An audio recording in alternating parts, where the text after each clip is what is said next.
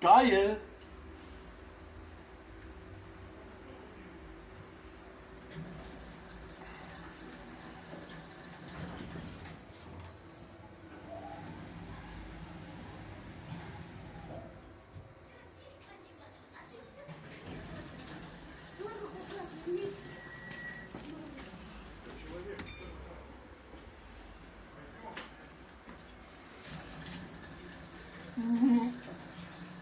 Juhu.